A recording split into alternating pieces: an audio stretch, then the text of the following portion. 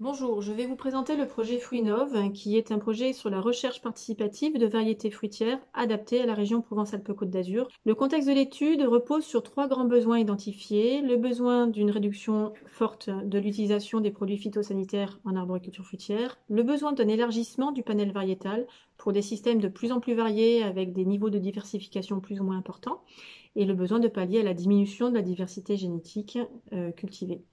Dans ce contexte, nous avons proposé avec Fruinov d'étudier les variétés fruitières cultivées par le passé dans la région Provence-Alpes-Côte d'Azur, des variétés dites d'intérêt régional, et de rechercher parmi ce panel variétal quelles sont celles qui correspondent à la demande des différents types de circuits ou différents systèmes agricoles, et également d'identifier les variétés les moins sensibles aux bioagresseurs. Pour arriver à cela, nous avons travaillé sur une description de ces variétés fruitières d'intérêt régional, et une étude de leur sensibilité aux bioagresseurs. On a développé une dynamique participative qui passe par l'étude des profils des acteurs intéressés par la filière fruits régionaux et l'identification de leurs attentes. Et trois, par la construction d'outils de transfert pour répondre aux attentes exprimées et regroupant l'ensemble des informations recueillies dans le volet 1. L'étude porte sur 7 espèces fruitières que vous voyez ici, et 235 variétés ont été étudiées. Les arbres étudiés sont des arbres productifs et regroupés sur un même site qui est le conservatoire fruitier de la Thomasine à Manosque. La description des variétés est passée par une description pomologique de terrain, issue de ressources bibliographiques et de bases de données. L'identification des besoins des acteurs a permis une construction participative de la trame du site internet final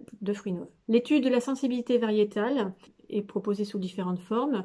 Une forme détaillée par bioagresseur, comme vous pouvez le voir ici, avec l'ensemble des années et le niveau de sensibilité de chacune des variétés sur les 3 années et demie. Un résultat plus global avec l'ensemble des bioagresseurs observés pour cette espèce et les variétés les moins sensibles qui sont surlignées, qui est une comparaison de la sensibilité de la variété par rapport à une variété référente. La dynamique participative a permis d'inclure dans les fiches variétales une évaluation participative qui permet à toute personne cultivant ou ayant cultivé, connaissant très bien cette variété, de donner son avis.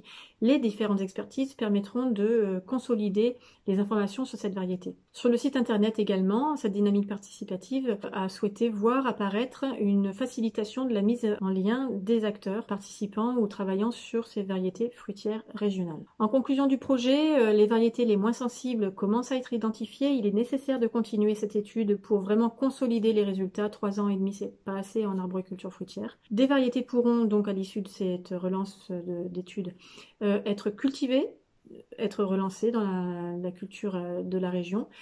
Et enfin, des variétés pourront être identifiées comme de futurs géniteurs pour une création variétale et obtenir des variétés moins sensibles et idéales pour les différents systèmes et notamment en agriculture biologique.